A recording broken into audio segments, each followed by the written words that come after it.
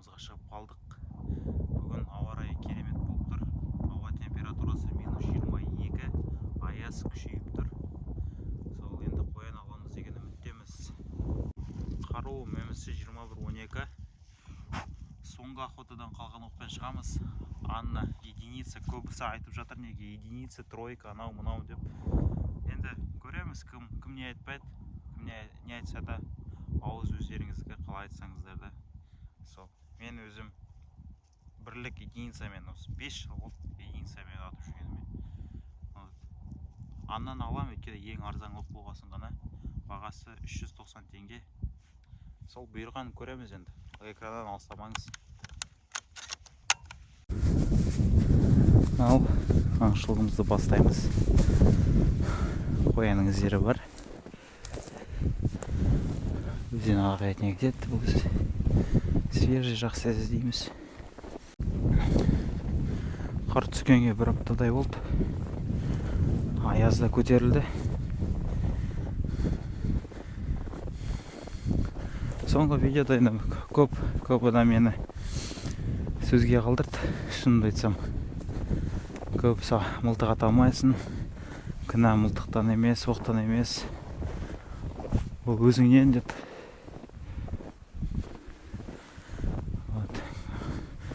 Кейбіреуі керісінше қолдап жатыр.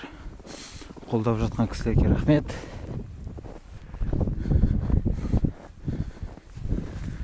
Қолдап жатқан кісілерге рахмет.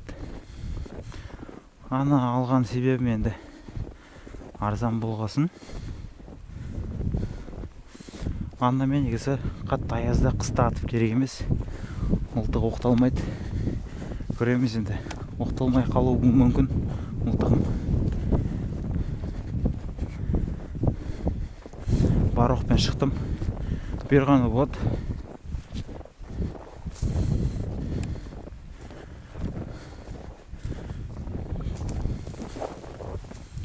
Соға айтып жатқаным,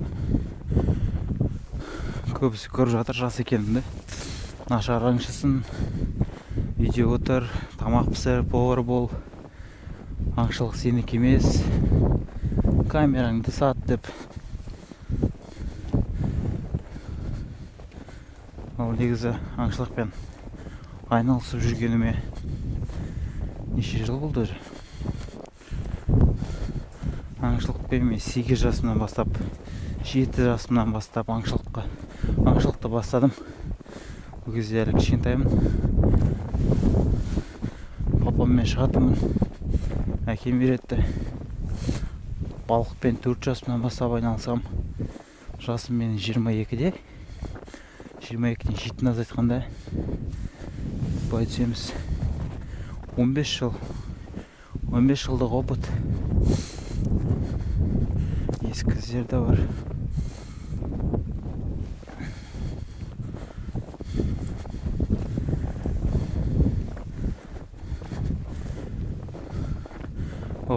Басқа кісілер жаман нәрсе жасады деп мен ренжіп жатқан жоқпын. Керісінше әр адамның өзінің ойы бар. Ол кісілерді тыңдай білу керек, ести білу керек. Сонысымен қызық бар.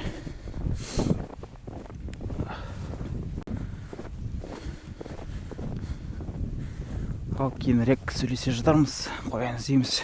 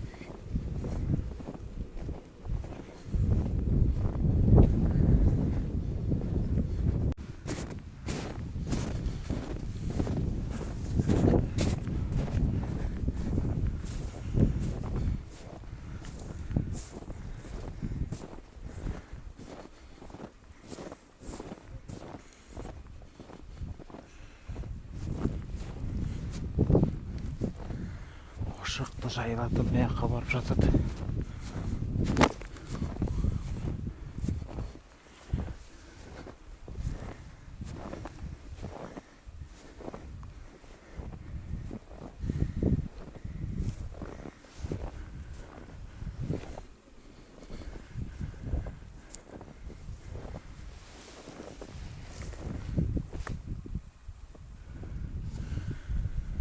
Шөп қалың.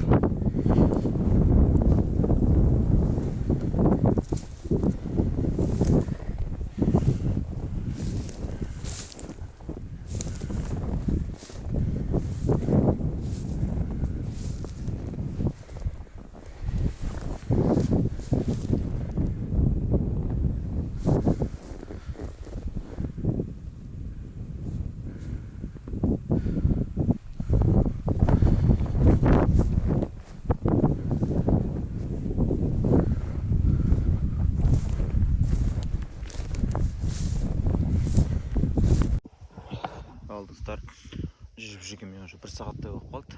Әлі бір қоян көрген жоқпын. Камерам қайта-қайта отырып қалып жатқаны. Поwerbankқа қосып тұрса да қатты аяз болғасын отырып қалып отыр. Сол тоқтап шай ішіп отырмын енді. Сол камераға түсу жақсы болатын еді. Қоян көрсем жақсы. Сол енді. Аяз деген ұрып тұр.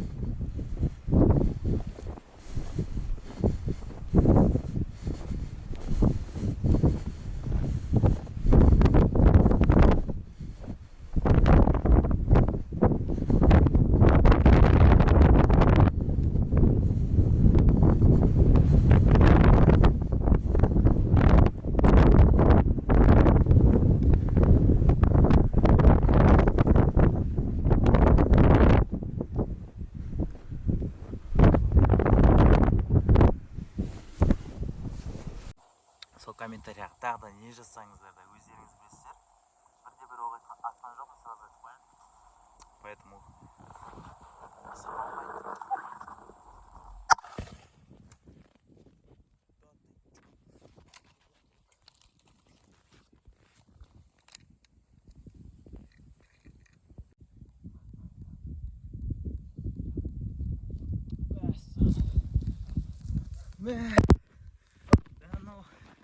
осы сіздермен сөйлесіп отқам.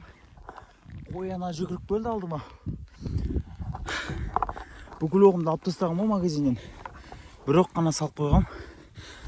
Бұйырған жоқ, қашып кетті асығыспен. Сез атып қалғам. Жақын болып қалды, қазір көрсем. Мына жақтан жүгіріп кетті.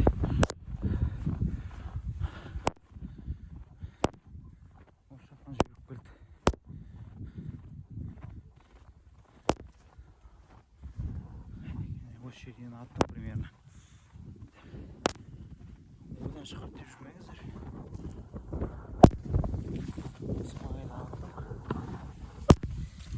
Мен адреналин болып тұрғаны еш нәрсе көрмей тұрмын.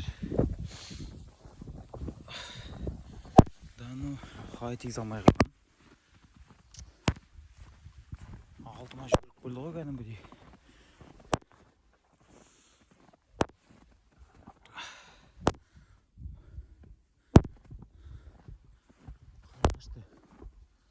Қашып кетті қойын көрдім. Артынан қуып жеткенше оғымды алып.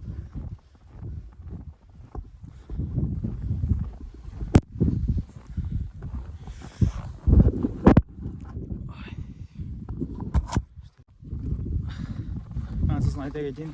Оқты болған жоқ. Аттым, гильзаны лақтырған жоқ.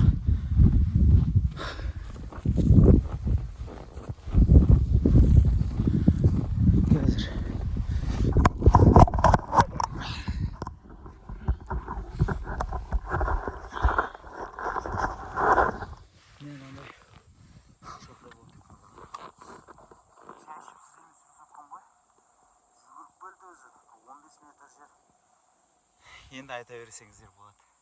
Аңшы емессің, анау мынау деп. Барлық жерде сүзіп бәрді. Дым қойын көрген жақым өзі алдыма келген айтам. Бес оқ, төрт оқ магазинде бір оқ патрониктер. Төртеуін алып тастап үй жаққа жақындаған. Алып тастаған ғой бұл барлығын. Білмеймін, біреуін қалдыра салайыншы деп қалдыра салған ғой. Алдымнан жүгіріп келді.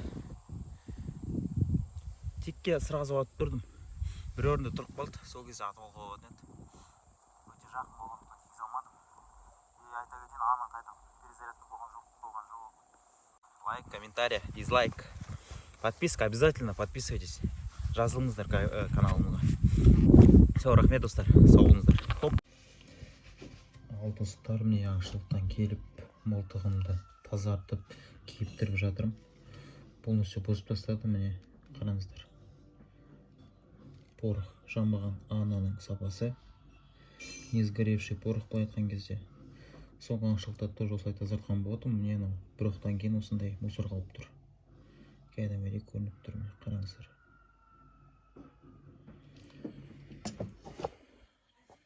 Мен полностью бұзып тастадым. Затвор, көлкәнсуларын бәрін қазір қайтып жуып кептіріп. Стволын көрсетейін. Ствол да міне бір атқаннан кейін осындай мусор.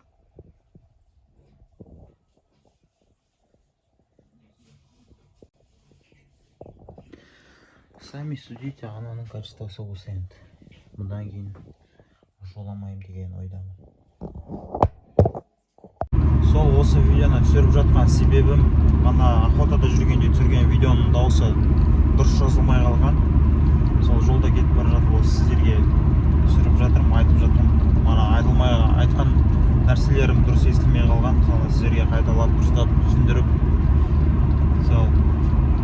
Сол көп адам сондай негативный нәрсе маған жазыпты. Мен түсінбейтінім, просто мен андай жаман нәрсе көрсетіп жатқан жоқпын. Ішіп, шегіп, сондай нәрсені пропагандировать етіп жатқан жоқпын да. Мысалы, мен араласатын достарым, балалар көп, бірақ ішінде ешқайсының біреуі де аңшылықпен, осындай природа, табиғатпен балықпен айналысатын біреуі де жоқ.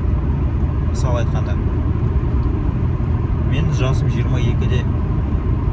Балықпен мен 4 жасымнан бастап балық ауладым. 7 жасымда папаммен охотаға бара бастадым. Қазір жасым 22-де мысалы. Осы уақытқа дейін мен видеолардың бәрін орыс тіліне түсірдім.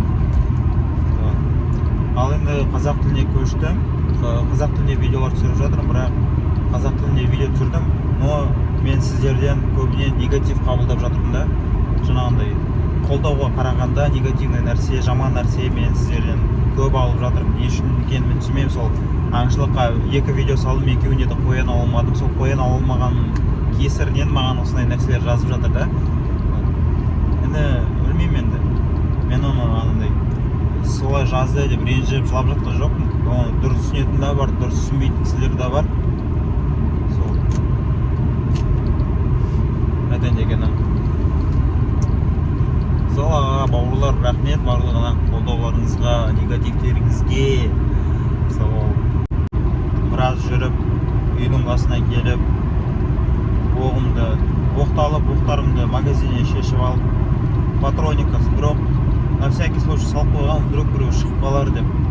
Солай отырып, үйдің қасына жақындап, сол патрониктағы оғымды алайын деп жатқан кезде, шай ішіп отырып, сіздермен сөйлесіп отырған кезде камераға қарама қарсы қоян жүгіріп келді. Енді аттым өте жақын болып қалды енді. Неожиданно күткен жоқпын, шынымды айтсам. Өздеріңіз көрдіңіздер ғой, шай ішіп отқан ойымда ештеңе жоқ, өзі жетіп келді. Мен резко атып тұрдым, ол мен негізі тоқтап тұрған. Мен резко атып тұрған кезде ол жүгірді. Резко тұрмау керек еді. Сол енді болған оқиға сол. Не айтам басқа. Сол соңғы видеода маған біраз кісілер өз пікірлерін қалдырып, сол қолдап жатқандар да бар, керісінше хейт қалдырып жатқан кісілер де бар. Енді біреу бір нәрсе айтты деп мен ренжіп жатқан жоқ. Сол мені әсіресе қолдап жатқан кісілерге рахмет айтқым келеді. Охота жақсы болсын, олжалы болсын, олжалы болмасын, маған мені қолдап өз жақсы сөздер жазып жатқан кісілерге рахмет айтам. Сол мен өзім жай қарапайым қазақтың баласы, қолда не бар сонымен шығып, қандай оқ бар, қымбат, арзан болғанын қарап жатқан жоқпын. Сол машинамен қуып атқан жоқпын. Чисто по закону былай айтқан кезде еңбекпен алып жатқан нәрсе ғой. Сол ал керісінше жаман нәрсе жазып жатқан кісілерге айтарым, енді ол өздеріңіздің ойларыңыз. Мен енді аңшылыққа шығып жүріп, жай үйде жатып алып неше түрлі жазып жатқан жоқпын. Ютубта өзім біраз отырамын, мен біраз қаншама жыл болды, бірақ қаншама видео көрдім, аңшылық, охота, орысы болсын, қазағы болсын, ешқайсысын бөліп жатқан жоқпын.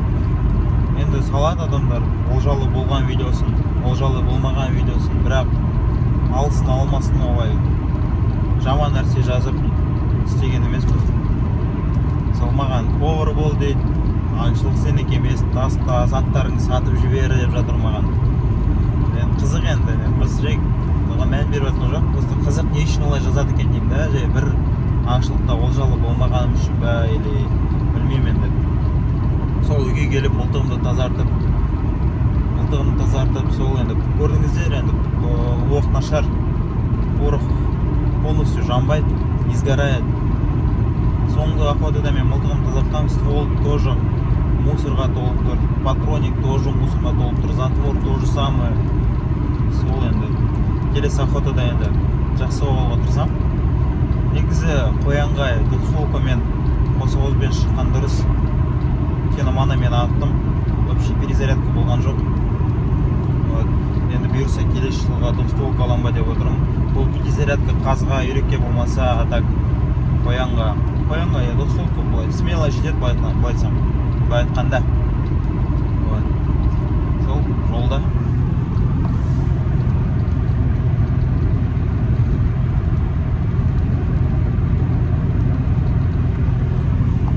Сол менің көрермендерім, аға бауырлар деймі, аңшылар, балықшылар. Сол каналымды қолдап, подписка жасап кетіңіздер.